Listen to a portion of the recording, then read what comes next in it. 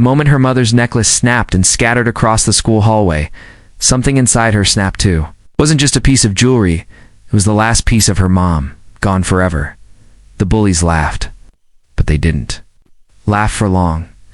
Seconds later, their leader lay groaning on the floor, and the others scrambled for help.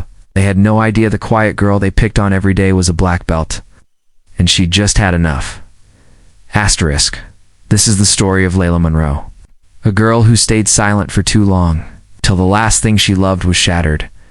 Asterisk. Layla wasn't the type of girl who liked attention. She preferred quiet places, the back row of class, the farthest bench in the library, the silent corners of the school courtyard.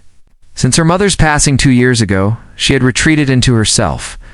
Her mom had been everything: her anchor, her protector, and her best friend.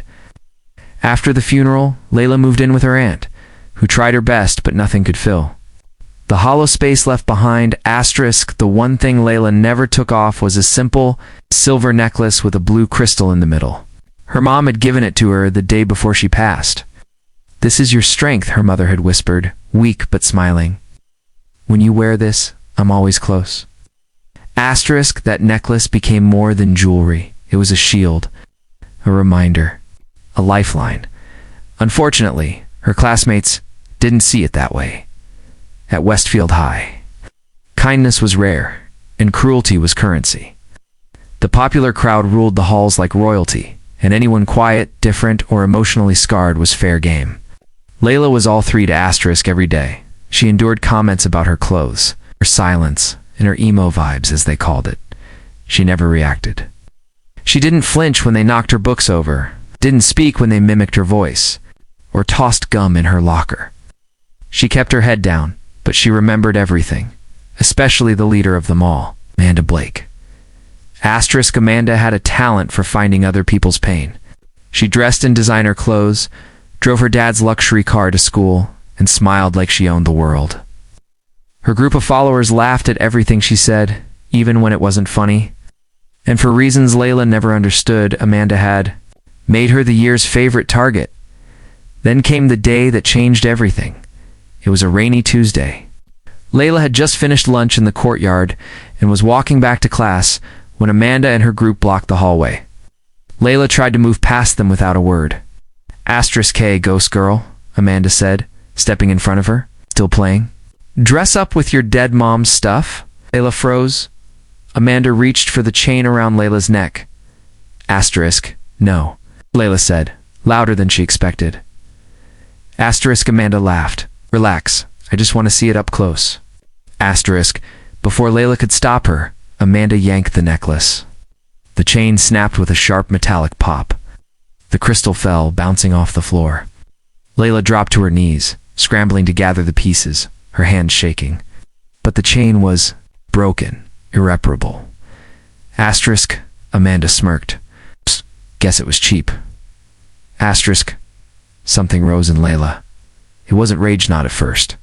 It was a deep, heavy wave of grief crashing against a wall that had cracked too many times. The necklace was the last thing she had. Now it was gone. She stood slowly. Amanda didn't notice the shift in her eyes. "Come on," she said, turning to her friends. "Let's." Layla moved fast, before Amanda could finish her sentence. Layla stepped forward, swept her leg around, and delivered a textbook-perfect roundhouse kick that hit Amanda square in the side, sending her sprawling onto the hallway floor. Her friends screamed. Asterisk. One of the boys stepped in to grab Layla's arm, but she pivoted, grabbed his wrist, twisted it behind his back, and pushed him down with a controlled takedown. Another tried to rush her, and she ducked, flipped him over her shoulder, and sent him sliding into the lockers. Silence fell. A teacher appeared moments later. Drawn by the noise and shouting, the hallway was chaos. Students filming, Amanda groaning on the floor, Layla standing in the middle, her breath calm, eyes unreadable. Asterisk. Layla, what happened here? The teacher demanded. Asterisk. She broke my necklace, Layla said, voice steady, and I defended myself. Asterisk. Security arrived. Paramedics were called for Amanda and two of the boys. Layla was taken to the principal's office, but by then, multiple students had already sent in the videos. The entire school had seen what happened, how the bullying escalated. how Layla had held back for months, and how she snapped only when they destroyed what little she had left. Asterisk to everyone's surprise. The administration didn't suspend her.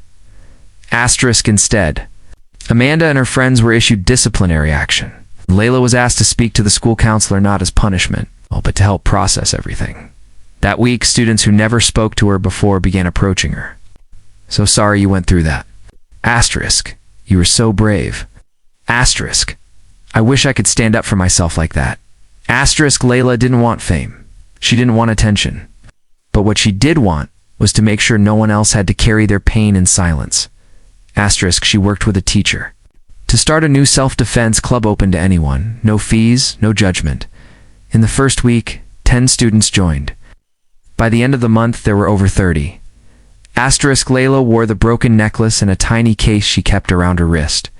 She didn't try to replace it. Some things couldn't be replaced. But what she found was something new. Her voice, her strength. Her mother's legacy living inside her in ways she had never realized before.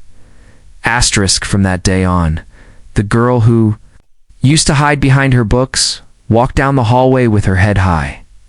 Asterisk. Because now, she wasn't just a girl with a memory. She was a fighter, and she wasn't afraid anymore.